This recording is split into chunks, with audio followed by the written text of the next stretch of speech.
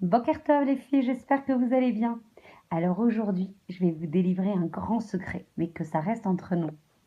Non, je plaisante. Évidemment, diffuser au maximum, que l'on puisse tous être éclairés par la parole d'Hachem, Be'ezrat Hachem. Donc aujourd'hui, toujours dans la thématique de la Avodat Hachem, qu'on puisse comprendre quelles sont les clés à activer de façon à avoir une Avodat Hachem pleine de joie amitite, mais également de pouvoir, c'est le sujet du jour, minimiser les yéridot et les aliyot. Alors on sait que les yéridot, elles ont une vocation tout à fait nécessaire. C'est vrai que des fois, on a l'impression qu'on s'enflamme, qu'on vibre pour la parole d'Hachem, qu'on le sent tout proche, on est rempli d'amour, rempli de volonté de faire son ratson. Et le lendemain, paf, il suffit d'un mettre sa brouhaha pas au rendez-vous, d'un état d'esprit qui bouge un petit peu, qui fluctue parce que quelqu'un nous a chahuté, ou on est tout simplement fatigué, ou on n'a pas de réchec, etc. Et tout cet enflammement pour Hachem, pour la Avoda qu'on lui doit, eh ben, s'effrite et ça devient, et ça redescend. Donc aujourd'hui, je vais essayer de vous délivrer un secret qui va vous paraître peut-être basique, mais je vous assure que si vous l'intégrez dans votre vie au quotidien, vous pourriez atteindre des sommets, des potentiels que vous n'auriez jamais imaginés. Ça, c'est pour le teasing, comme on dit en marketing. Donc, en fait, y a une chose en fait qui nous empêche d'arriver à la tzlacha que l'on mérite, c'est le manque de hatmada, c'est le manque de continuité dans l'action, le manque de persistance.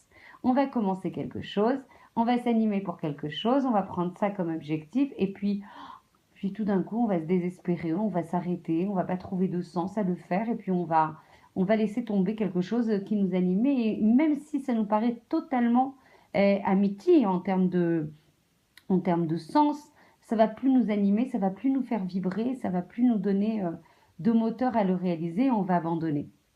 Et ça peut être dans tous les domaines de la vie. Là, on parle d'un point de vue rouhani, d'un point de vue spirituel, mais ça peut arriver aussi bien dans la diète qu'on veut initier ou dans le sport qu'on veut mettre en place, etc., etc.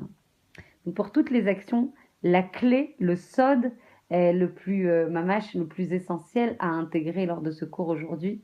Et pour l'ensemble des cours, c'est d'être matmide, c'est d'être persistant, d'être continu, de faire des actions sans s'arrêter, sans faire de concessions. Si on s'arrête avant la fin, alors que sur le parcours, on a beaucoup essuyé d'échecs, de yéridotes, etc., bah en fait, on n'a pas eu la résultante de nos actions et c'est encore plus désespérant. Donc il y a vraiment un effet de Yehush après très fort.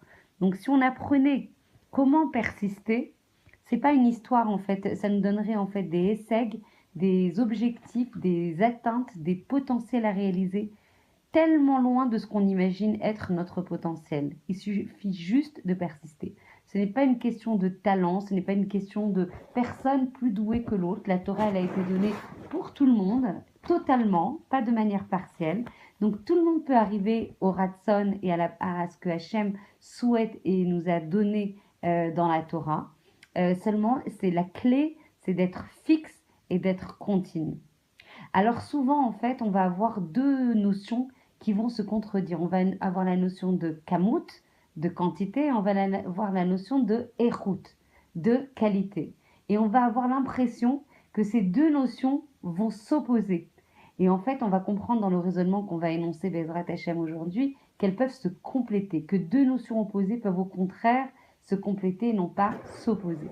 Prenons l'exemple d'un artiste comme ça ou plutôt d'un menuisier qui va essayer de réaliser des chaises très esthétiques en fait tout au long de la journée, c'est son travail. Il va se dire j'ai deux scénarios.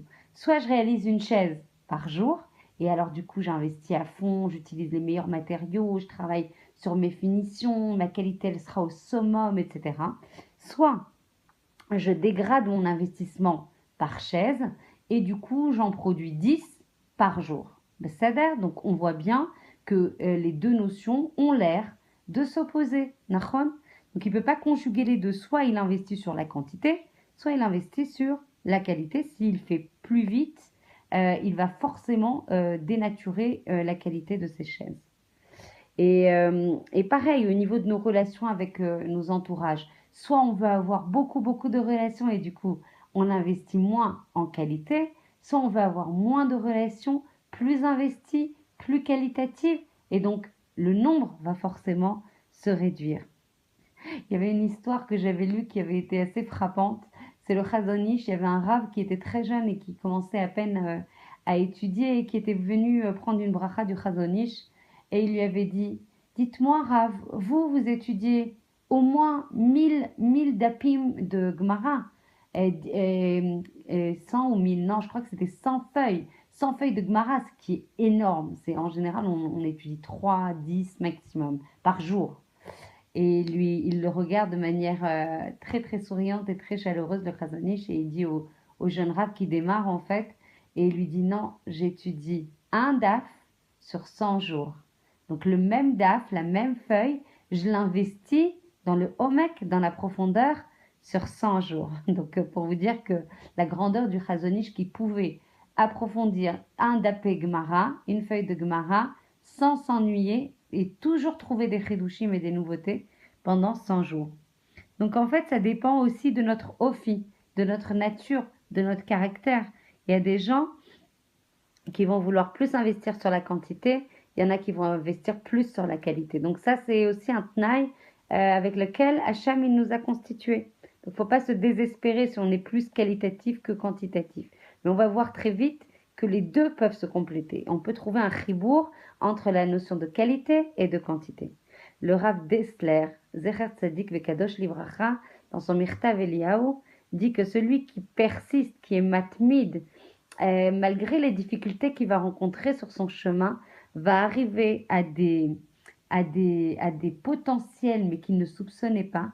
Et même si ça lui coûte des fois en termes de lourd, il va trouver ça lourd, il va trouver ça sans sens, qu'il persiste, à un moment, ça va se déclencher et ça va, toute cette persistance, cette continuité dans l'action va l'éclairer. Il va trouver plus de sens, plus d'enthousiasme, plus de compréhension dans cette mitzvah qui lui coûtait assez cher dans sa réalisation.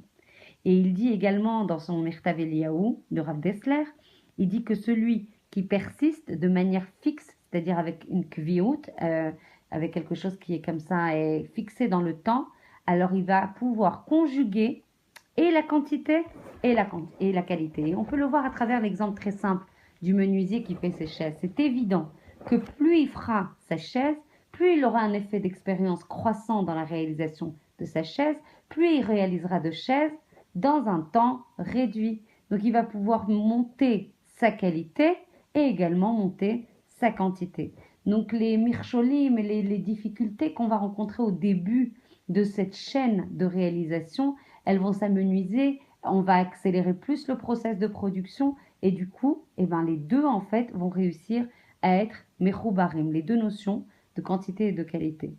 Donc la clé de la tzlacha dans notre avodat Hashem, c'est que même si des fois ça vous coûte de réaliser une action, elle vous paraît lourde, cette tamida du matin, malgré les 2-3 cafés que vous avez pris pour le faire, ou le fait de s'habiller, le fait de se mettre en situation, le fait de se concentrer, faites-le.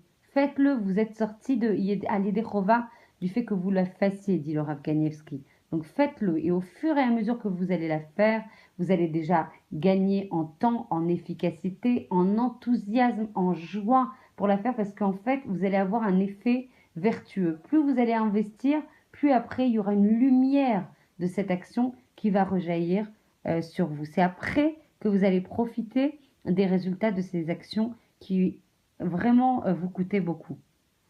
Donc en fait, tous les opposés peuvent également se compléter. L'essentiel est d'investir avec le cœur. L'essentiel est de demander à Hachem de l'aide dans la réalisation de cette mission qu'il nous assigne.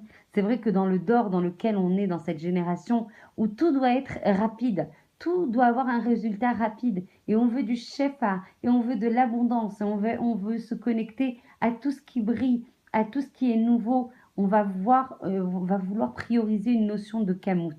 Mais très vite, vous allez voir que plus on investit sur les deux notions en même temps, plus vite on aura une stabilité dans notre avodat Hashem.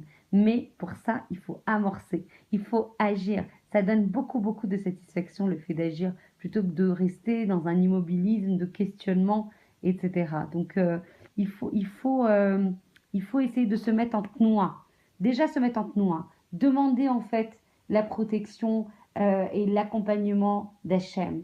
le plus sincère possible en disant, regarde, cette action, j'ai l'impression qu'elle est au-dessus de mes forces. Aide-moi à la réaliser. Et si tenir le Kriyat Shema Lamita, combien j'ai de personnes qui m'écrivent suite au cours qu'on a donné la semaine dernière, et c'est très difficile, je pique du nez, comment tu veux que je lise tout ça? Fais-le, fais-le, tu vas voir à quel point ça va te donner moins de dagot, moins d'inquiétude, ça va te donner plus de sérénité, tu vas te lever plus reposé, tu vas te lever avec un matzav ruach, un état d'esprit plus joyeux.